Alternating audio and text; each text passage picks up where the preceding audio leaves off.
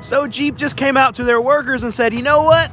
Just don't come into work today. The reason that they're citing that they delayed their purchase is because of costs. Obviously, we've been talking about this a lot. Now we're going to start seeing the hurt come to these shareholders, come to these manufacturers. Nissan offered him $30,000 to take 45 units, and he turned it down. All right, so haven't done this in a few days, but just give you a little update on our current situation at our lot. So we just had Stellantis come out and do a round of layoffs, and I can tell you that I'm not surprised at all, and I am surprised that we haven't seen more of this already, and I don't think these are going to be the last layoffs that we see, especially at Stellantis. See, a lot of these manufacturers, what they're finding out is that dealers are turning down allocations, and what does that mean for the manufacturers? It means that they're going to have to stop and slow down a lot of their production, because once all these dealerships start turning down allocations, then there's nowhere for these vehicles to go, and that means they have to stop making them. If they stop making them, that means that the workers have to start coming in. So auto manufacturers are in big time trouble right now. There are even manufacturers out there that are giving dealerships cash to take inventory and put on their lots. So listen to this. Right now, Nissan is offering some of their dealers $500 to $2,000 per unit to take some of these allocations. And the reason why they have to do that is because there are a lot of dealers that are turning down allocations right now, and they need these vehicles to go out of Nissan's hands and get into the dealer's hands. They need to move this metal from manufacturer to dealer, and they can't do it if dealers can't take these cars. And the reason why these dealers can't take these cars is because they cannot sell them right now. So we have a quote from Automotive News right now from a dealer saying, "Why would I take more cars and pay 7% in flooring? I'm going to chew through that extra incentive money in 4 or 5 months." See, Nissan offered him $30,000 to take 45 units, and he turned it down. And the reason why he turned it down is because that money that Nissan's going to give him almost evaporates in 3, 4, 5 months of those vehicles sitting on his lot because of the flooring costs, the interest that he has to pay on those vehicles that are going to sit, that he knows that he's not going to move through these cars within that 4 or 5 months. So he's doing the math, and he's like, okay, well, that money doesn't really help me if I'm going to have to keep those cars past that 5-month time frame and then have to pay flooring. What he said is that he pays $130,000 a month in his flooring costs. That is a that's just it's mind-numbing. I can't find words for it. It's insane how much interest that they're paying on these vehicles that are sitting there, and it's across the country right now that all these vehicles are sitting, especially at Nissan. You're seeing Stellantis dealers, they're having a hard time moving cars, and when they have a hard time moving cars, they're having to pay all these extra costs, all these extra fees, all this extra interest, and it's hurting these dealerships, even to a point where the manufacturers are trying to give them money to take these cars, and they're saying, no, we can't do it. It's going to cost us more money in the long run to take those cars, even with the extra cash that you're giving us, than what it's going to end up costing us in the end. We can't do it. We can't take these cars. And because of this, we're going to start seeing a lot more distress on the manufacturer side. And how do we see that? We see that in the form of layoffs, which we're already starting to see, and we see that in the form of production cuts. We've already started to see that too. More so in the EV space already. You see it from Ford stopping shipments to their dealerships of the Ford Lightnings. We're going to see a lot more of this across the manufacturers, layoffs and production cuts, and it needs to happen. It probably needed to happen months ago, but now in the next weeks, the next months, I feel like we're going to see this happen in a big way. So Cox Automotive just took a survey from dealers asking what their sentiment, what their temperature on the market was. And right now they found that it's the lowest since the pandemic. And I can tell you, as a used car dealer, that when the pandemic hit, we thought the world was ending. We thought that we weren't going to be able to sell cars. We thought that no one was going to be spending money when that started. That was the lowest time to really be just in a business in general, because we just thought the world was ending. And that same thought And that same level of sentiment, temperature, whatever you want to call it on the car market, that's what car dealerships are feeling at this exact moment right now. That's how bad it is.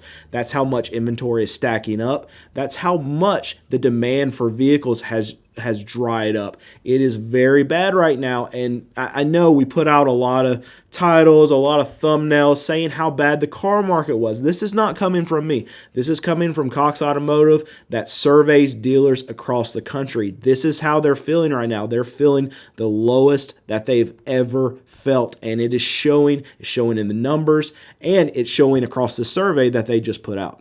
And I get asked this a lot. Well, if these dealers are in such bad trouble, why are these manufacturers putting together record quarter after record quarter after record quarter, showing their sales are great, showing that they're making lots of money? Well, whenever these manufacturers make a sale, it's when they deliver a vehicle to these dealerships. And so what we've had over the last few years is that these dealerships have been low on inventory. So they keep ordering, they keep taking these allocations until they get to the breaking point where they can't take these allocations anymore because they either fill up their lot and they stop selling. And we're at that point now, and I feel like all of these dealerships, all of these manufacturers are seeing that these dealerships can get up to this tipping point. And we're finding that tipping point right about now where we're seeing all these allocations start to turn down. So in the next few quarters, what you're going to see that, okay, yeah, we had all these past quarters that were great because dealerships were able to take this inventory that we were getting out on the manufacturer level. But now all these dealerships all at the same time are like, you know what, we're loaded up at this point, so we can't take anymore. And now we're going to start seeing the hurt come to these shareholders, come to these manufacturers because these dealerships aren't able to take any of this production anymore. So last year in 2023, 50% of middle income America delayed their new car purchase. And the reason that they're citing that they delayed their purchase is because of cost. Obviously, we've been talking about this a lot, but people are not willing to pay the prices that these manufacturers are putting these cars out for. Something's got to give. Something's got to change. Manufacturers have to make cars cheaper. There are people waiting. They want to buy cars. Just the same thing in the housing market. There are people lined up that want to buy houses, but they can't buy them at these levels. People cannot buy cars at these levels. Prices have to come down. And when manufacturers figure that out, and when dealers figure that out, and they start lowering their prices, they're going to find that there's a line of consumers. They're all in my comments. Everybody wants to buy a vehicle. There are a line of consumers out there that want to buy cars, but the price point has to be there. And right now, the price point is not there. All right, so Ford's Farley takes to the road to hear dealers' woes. Look, Jimbo, you do not have to go to each one of these dealers to figure out what the issue is. I can tell you what they need. They need your MSRPs to be lower. They need less $90,000 F-150s and more $25,000 Mavericks. If they're able to move vehicles, it's going to be because you get them cheaper vehicles. That's what they need. That's what their problem is. Oh, and Jimbo, they're tired of getting these EVs. They can't sell them. There you go. Cancel the road show. Stay at home. You don't need to go to the dealers to find this out. Watch this channel. Watch Car Edge. Watch any other automotive channel talking about the car market. It's obvious. You don't need to go on a road show. You don't need to ask these dealers what the problem is. Cars are too expensive, too many trucks. Stop with the EVs. Done. All right, so it's interesting. I was just talking to someone about the relationship between manufacturer and dealer, and it's very comical because the manufacturers need these dealers, and these dealers need these manufacturers so they can get vehicles and so the manufacturers can actually sell their vehicles.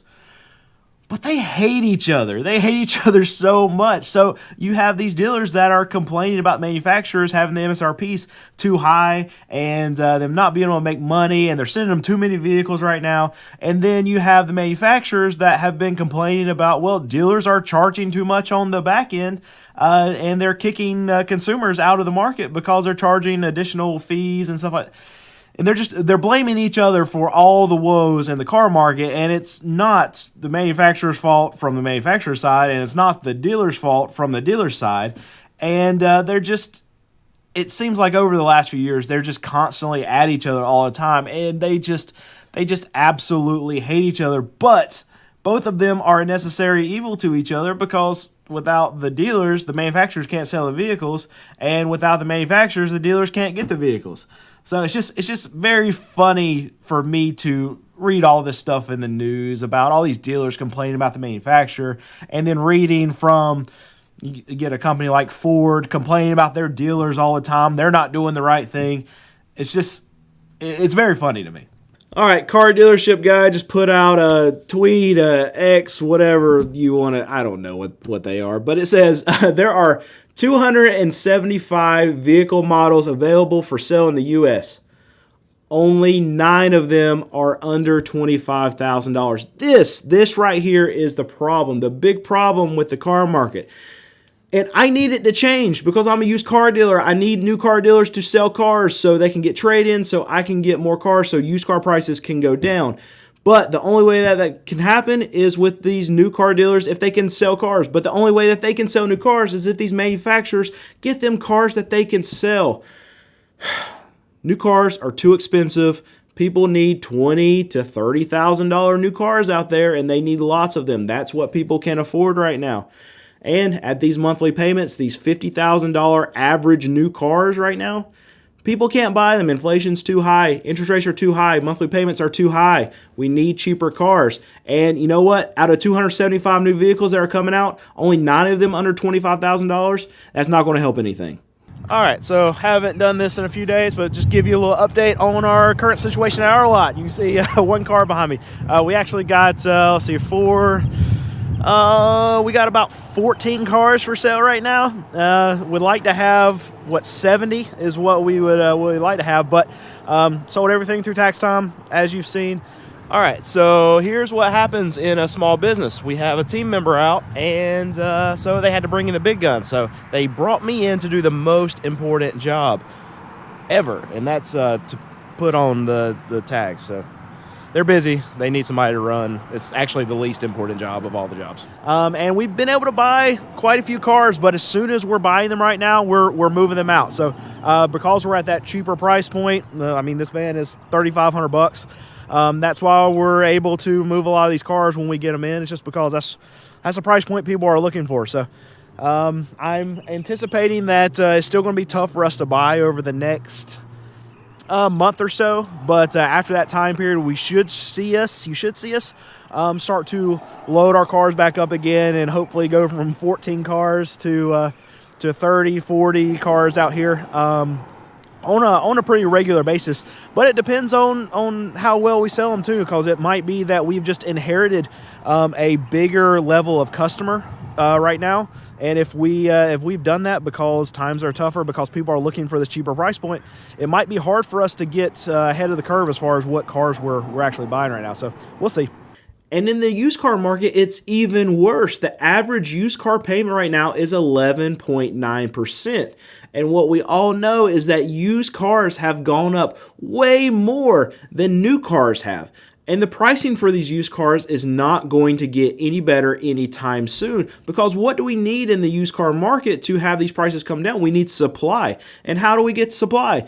We get supply from new car dealer trade-ins. And new car dealers, they're not selling cars right now. So if we want used cars to come down, new car dealers have to sell more cars. The problem is they're only going to be able to sell more of these new cars if they can get the monthly payments to come down. So we either have to have prices come down on the new car side, or we have to have interest rates come down, or both, to be able to get people in these cars, to be able to sell them, to be able to get trade-ins, to get used cars to used car dealers like me to be able to lower the prices. And while putting on that tag, I dropped this camera. So there's a nick right there, and the mic popped off. So hopefully, oh, there's a nick right there too. Oh no.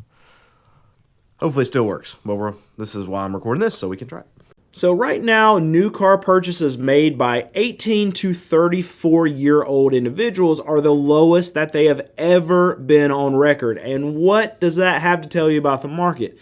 It tells you that prices are too freaking high. So you have this segment of the population is 18 to 34 years old. They are going to be the segment of the population that makes the least amount of money. They have just started their journey on their career path. They're not going to make a ton of money. And if they're not making money, they're not going to be able to afford these elevated prices in the car market. And we can see that now in the numbers that these vehicles that they did buy, even the mid-level cars that they used to buy where you could have an average new car price of in the 20s. Now we're seeing that the average new car price is somewhere around $50,000. People who just start their career journey, people who are just getting new jobs, coming out of college, starting young families, they don't have any money. So if they don't have any money, they can't buy a $50,000 car. And that's why you're seeing that this segment of the population is buying cars at the lowest rate that we have ever seen. It wasn't a ton. It was only, you know what? He asked, I'm going to chew. No. Why are these manufacturers putting Coming out right now? No. Oh, I just messed up the shot.